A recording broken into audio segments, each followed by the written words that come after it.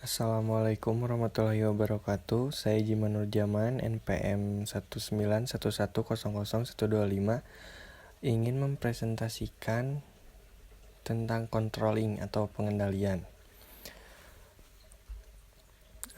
Manajemen adalah suatu rangkaian aktivitas yang termasuk di dalamnya perencanaan, pengorganisasian, pemimpinan, dan pengendalian yang diarahkan pada penggunaan sumber daya organik untuk mencapai tujuan yang telah ditetapkan secara efektif dan efisien. Pengendalian atau controlling adalah satu di antara beberapa fungsi manajemen berupa mengadakan penilaian, bila perlu mengadakan koreksi, sehingga apa yang dilakukan bawahan dapat diarahkan ke jalan yang benar menurut Allah Subhanahu wa Ta'ala dengan tujuan yang telah digariskan semula. Selanjutnya ada pengertian menurut para ahli. Menurut Henry Fayol, controlling adalah pengendalian suatu usaha terdiri dari melihat bahwa segala sesuatu yang sedang dilakukan sesuai dengan rencana yang telah diadopsi, perintah yang telah diberikan, dan prinsip-prinsip yang telah ditetapkan. Berikutnya ada dari George R. Terry.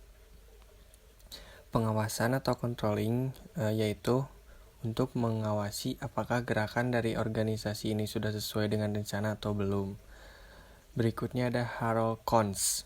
Pengendalian adalah pengukuran dan koreksi kinerja dalam rangka untuk memastikan bahwa tujuan-tujuan perusahaan dan rencana yang dirancang untuk mencapainya tercapai.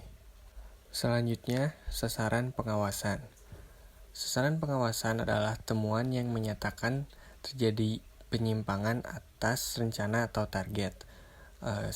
Mengarahkan atau merekomendasikan perbaikan. Yang kedua, menyarankan agar ditekan, tidak terjadi pemborosan.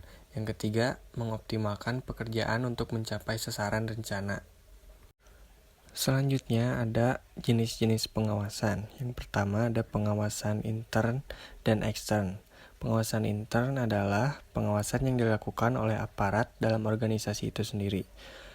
Sementara pengawasan eksternal adalah pengawasan yang dilakukan oleh aparat dari luar organisasi itu. Yang kedua ada pengawasan preventif dan represif. Pengawasan preventif dikaitkan dengan wewenang mengesahkan, sedangkan pengawasan represif adalah wewenang pembatalan atau penangguhan. Yang ketiga ada pengawasan aktif dan pasif. Pengawasan aktif dilakukan dalam bentuk pengawasan yang dilaksanakan di tempat kegiatan yang bersangkutan. Sedangkan pengawasan pasif dilakukan penelitian dan pengujian terhadap surat-surat pertanggungjawaban yang disertai dengan bukti-bukti penerimaan.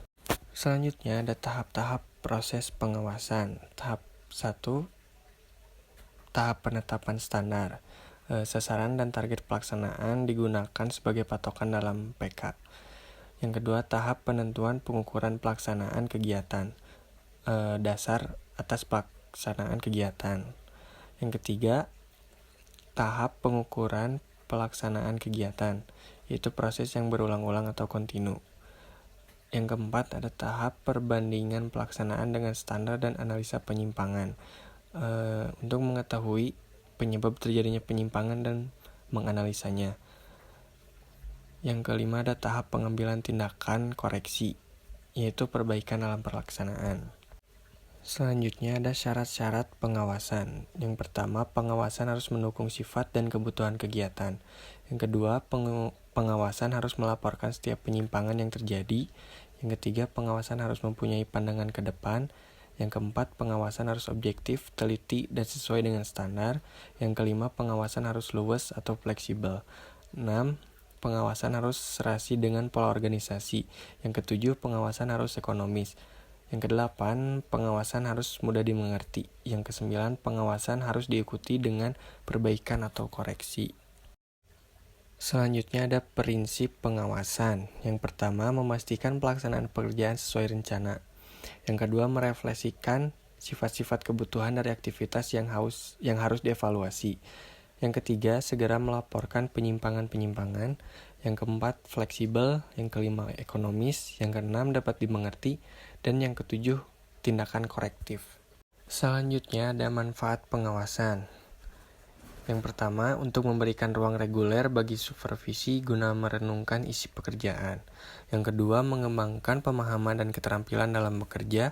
Yang ketiga, menerima informasi dan perspektif lain mengenai pekerjaan. Yang keempat, untuk menjadi dukungan, baik segi pribadi ataupun pekerjaan. Yang kelima, memastikan bahwa sebagai pribadi tidak ditinggalkan. Yang keenam, memiliki ruang guna mengeksplorasi pribadi. Yang ketujuh, merencanakan dan memanfaatkan sumber daya pribadi dan profesional yang lebih baik. Yang kedelapan, menjadi proaktif, bukan reaktif. Dan yang kesembilan, memastikan kualitas pekerjaan. Terima kasih. Mohon maaf apabila ada kesalahan kata. Wabillahi taufiq wal hidayah. Wassalamualaikum warahmatullahi wabarakatuh.